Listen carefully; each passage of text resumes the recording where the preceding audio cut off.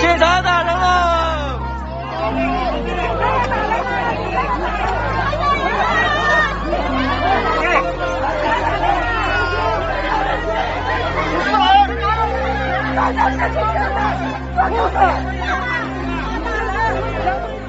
不要人！镇压！镇压！镇压欺负老百姓了！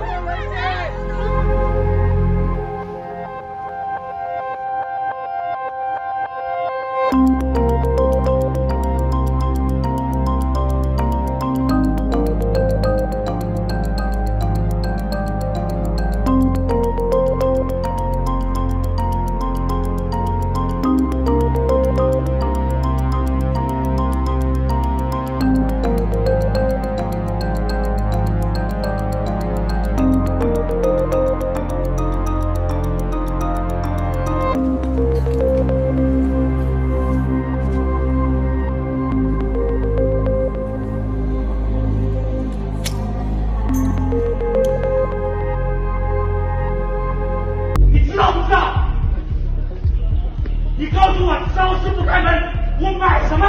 我吃什么？我喝什么？你把人逼死了！我操你妈！这还是政府是人吗？对着老百姓造反吗？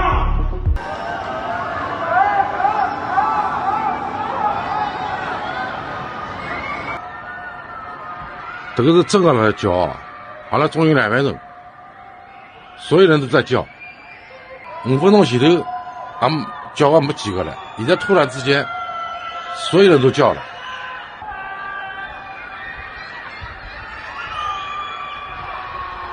再这样弄下去，我跟侬讲，真的要出事体了，麻烦了。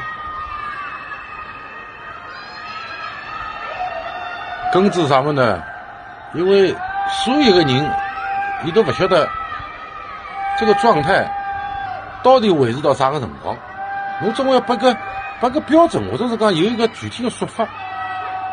没，侬讲看，闷了7天，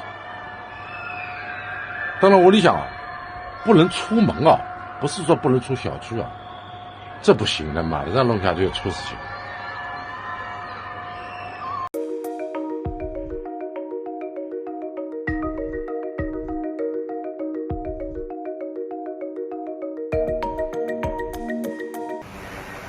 Police in Shanghai flew drones outfitted with speakers, delivering airborne warnings to those below to wear masks and maintain social distancing. Robots patrol some streets, reminding people to wear masks.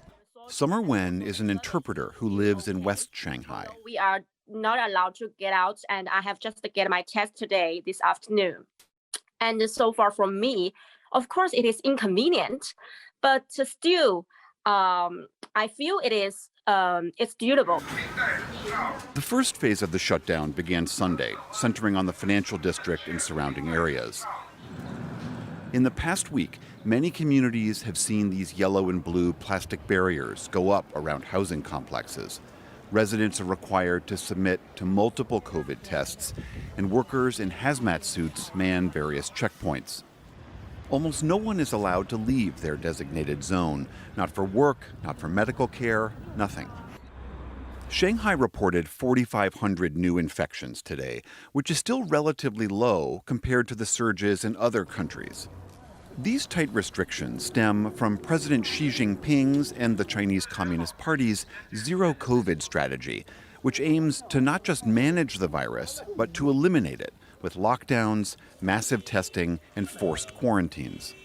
Across China, these official shutdowns have been picking up in recent months, especially in factory cities like Shenzhen. But the clampdown in Shanghai is by far the biggest since the pandemic first began, when the government locked down the city of Wuhan, home to 11 million people, for 76 days.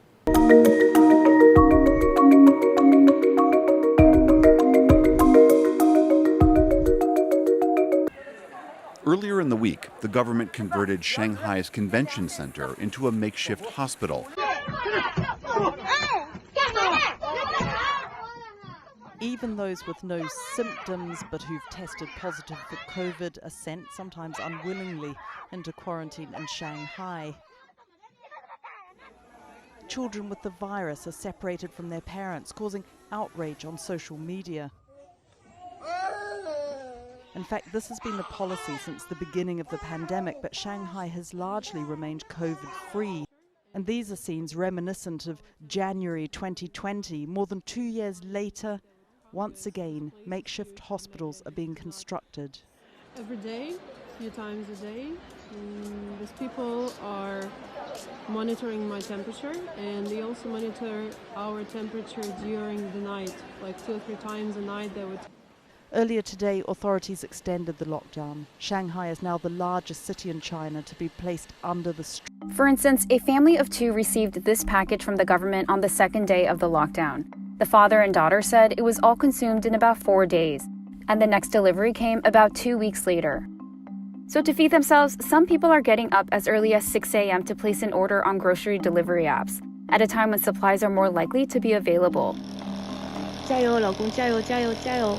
This man's wife recorded him using a massage gun to help him more quickly hit the pay button to get his order through before others. It's 5:59 right now, so the daily grocery rush begins right now, but it's mostly futile these days. Cut rate from 300 yuan, now it's down to 47 yuan. Because everything is just sold out in the process and still cannot went through the order. Since Shanghai's COVID-19 crisis started in March, many residents have had trouble ordering food. Despite their best efforts to order food on delivery apps, they often get messages saying the system is overwhelmed and that there are not enough workers to fulfill the orders. Some people are relying on government handouts to get by. Many residents have taken matters into their own hands. Mutual aid groups have formed on the messaging app WeChat to share tips about ways to get food and other essentials. They try to pull the entire building's orders and send them to butchers and farm cooperatives. If everything goes well, I should have some beef ready today. But luck is still very important in here because there are people in the group that says their order got cancelled because the shops were actually closed when the delivery man show up to pick up the food. 好，谢谢。1105。Luckily, I got my beef. 1105，对，好，麻烦你了。哎，没事，谢谢。好的，好的。 The government has been stressing the importance of ensuring adequate supplies for citizens. But until the city starts to ease its lockdown, it is likely that the app-clicking frenzy will continue to be a frantic morning routine for most Shanghai residents. It's hard to know what to expect because it keeps changing every second. And so I think for our teachers, at least, that's the part that we find more stressful, just because it's hard to anticipate what's going to happen. In anticipation of the lockdown, last weekend there was panic buying at grocery stores.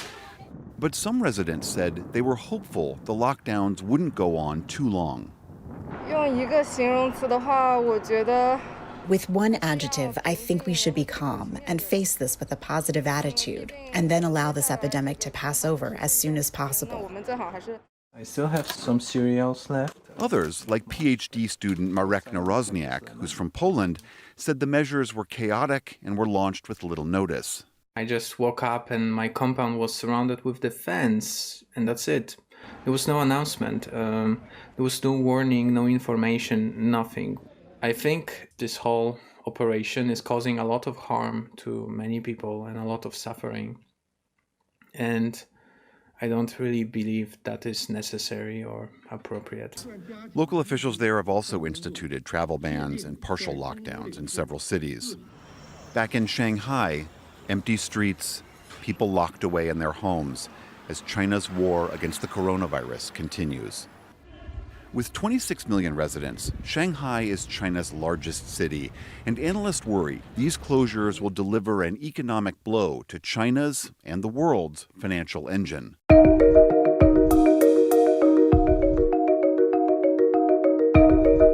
but still quite onerous and harsh. And we're seeing those restrictions starting to spread outside of Shanghai as well. So Suzhou, which is a big manufacturing area, has now said that they're going to be testing certain districts in their jurisdictions, also have been urging residents not to leave and to make sure that they work from home.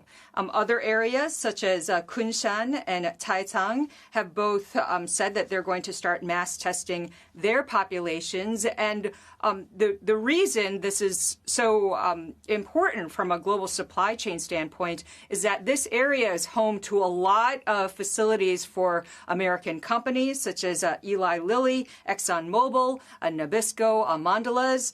And then it's also known as a home base for plenty of Apple suppliers and tech companies that come from Taiwan more broadly. So Pegatron, for example, which is an iPhone assembler, said that it had to halt some of its production there. Also, Compal, which makes the iPad, said the same thing. Quanta, which is a MacBook maker, they halted their production in a different city, but in that general area.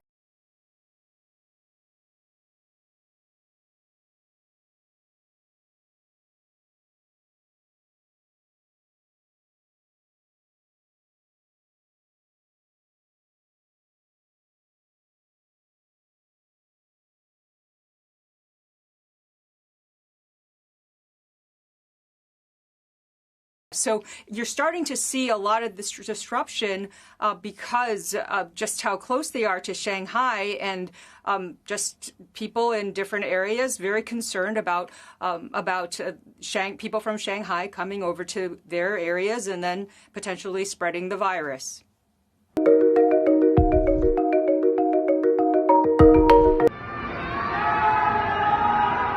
To shout encouragement and hope that the lockdown ends soon.